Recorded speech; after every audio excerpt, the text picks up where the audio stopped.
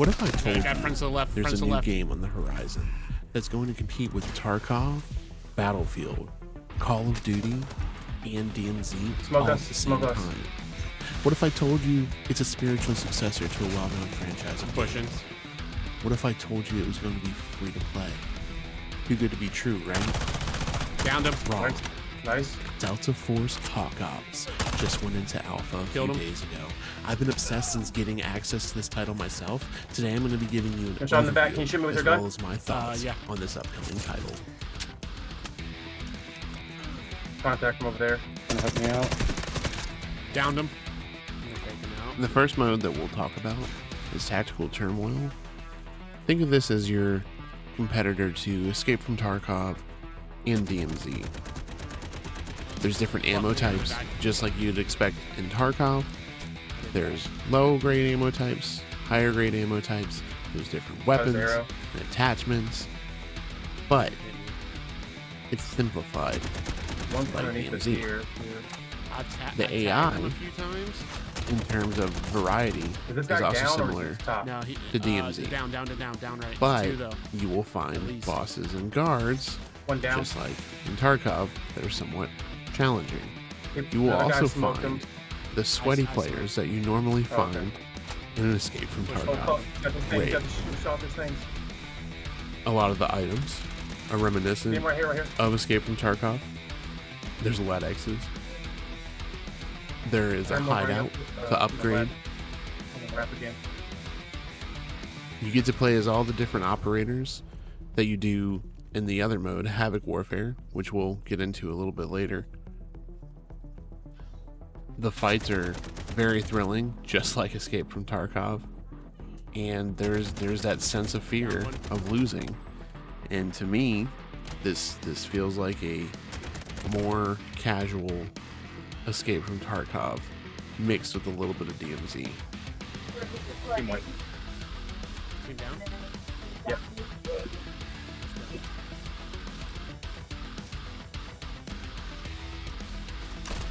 Next we have Havoc Warfare. Havoc Warfare is what I keep calling Battlefield mode. It's 32v32. You either defend or you're capturing a set of objectives. So it's like a mix of conquest and rush, except for you're not arming any explosives for the objectives. But each sector will have 1 to 2 different things you have to capture. You're the attacking team, and 2 things to defend if you are the defending team. It just really truly feels like a better Battlefield 2042. It's like what Battlefield 2042 wishes it was, you know? Like, Delta Force is the guy she told you to not worry about. You have vehicle combat, you have helicopters, you have a nice set of explosives, and guns, and you also have gadgets. For example, this guy here has some mechanic legs that make him run faster, and the more things you kill, Just walked out here. the longer it stays on. Then he's got a barrage as well as a smoke grenade, and then his tactical gadget is a grenade launcher. So it comes in a lot of handy. Comes in handy a lot, excuse me.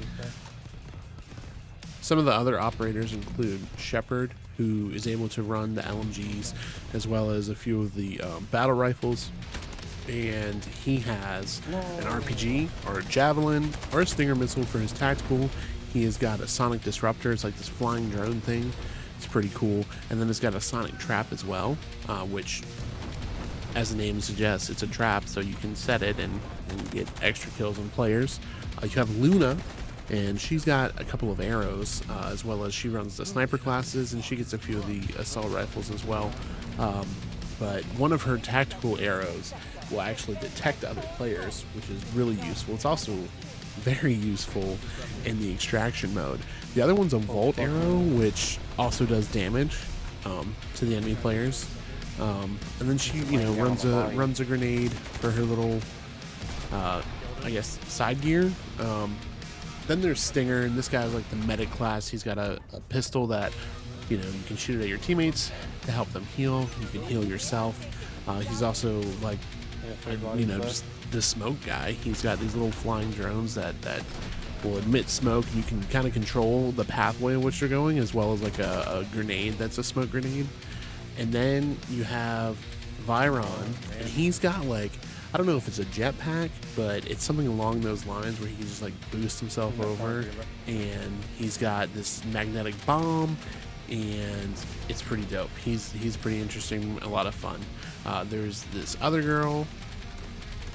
Her name is Hackclaw, and she also runs snipers, as well as a few of the assault rifles and submachine guns as well. Her thing is like a hacking PDA, and she's able to detect where some of the other enemies are, kind of like the arrow, but in my opinion she's a little less useful. She's also got this flash drone, which is pretty cool, and then she's got these throwing knives, which if your aim is on point, they are nasty. And the newest guy, his name is Uluru, and so his special thing is this loitering munition. What it is, it's a guided missile. You can just control where the missile goes. You have to be dead on it, because if you like barely miss, your target won't die. But that's a lot of fun. He's also got these quick set cover grenades, so that's pretty nice to like be able to improv to throw up cover. And then he's got incendiary grenades. And also, one of the things I didn't talk about is all these guys have their own traits. So this one has better resistance to slowing effects from fractures and class gear, which that more or less comes into play in the extraction mode. But some of them do come into play into the regular mode or the battlefield mode, like her silent step. I have noticed it's easier to get around in the battlefield mode using her, because people don't notice you. The final thing that I wanted to talk about was weapons.